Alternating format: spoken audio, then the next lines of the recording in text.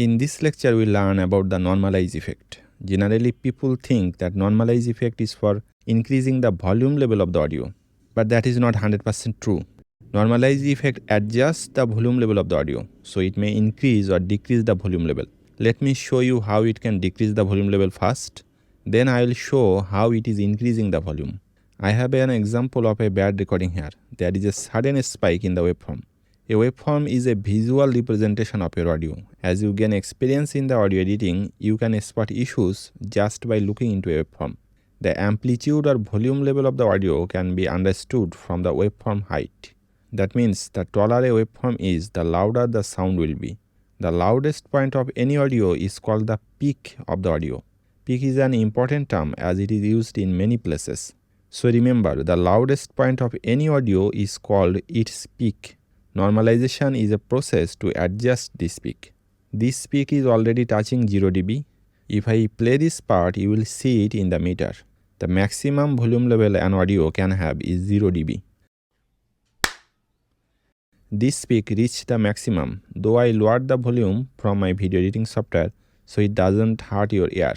But I think you get the idea of how the peak is touching 0 in the meter.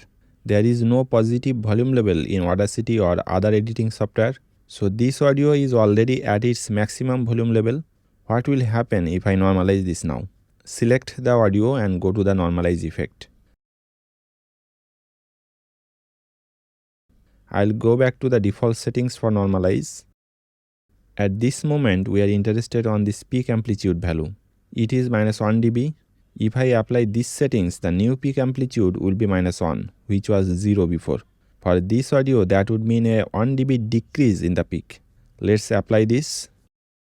The height of the peak decreased because the new peak was set lower than the previous peak. If I play this part, it will not reach 0 but to -1. You can see it stopped at -1 in the meter. If the peak decreases after normalization, other audio levels also decrease. It is an important concept to understand. I'll go to normalize again. This time I will set a -7 dB peak. You can calculate how much decrease will happen this time. It was -1, and if I apply -7, that would mean a 6 dB decrease. This decrease will happen not only in the peak, but every part of the audio will be affected. Your other talks will be decreased by 6 dB, even the noise will be decreased by 6 dB.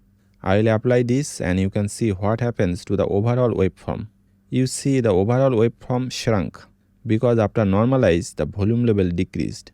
It brings up the question, then when the volume will increase through normalize? The answer is simple. When we set the new peak more than the existing peak, the audio level will increase. For example, if I set -3 in the new peak, what will happen? You can do this simple calculation.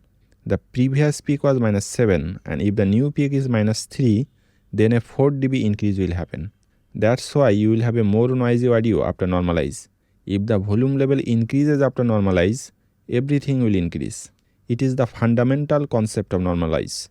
If you understand this concept, you will understand how to control the volume level using normalize.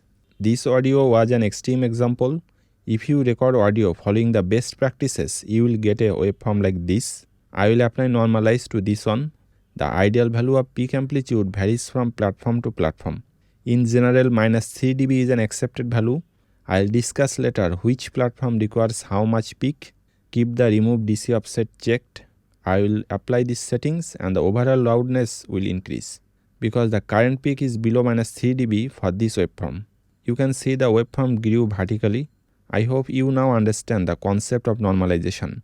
From the waveform, it looks like the peak can be any of these points. If I play this audio, you will see other parts are below -3 dB and in these points touching -3 dB. Why you should use Audacity? Audacity is a free audio recording and editing software available on Windows, Mac and Linux. It has the easiest user interface among the audio editing software. Even if you are a beginner, you can start using Audacity with a very small learning curve. You have to learn the basics of audio editing and you are good to go. To clean up audio recordings using Audacity, you have to know some basics about the audio data. Though Audacity is 100% free, it is powerful enough to do professional quality work. Many full-time voice artists and audiobook narrators also use Audacity. You have to understand how to identify an audio. Normalization should be the first effect on your audio effect chain to make the sound better. I will have a thorough discussion on this later. For now, let's move on to the next lecture.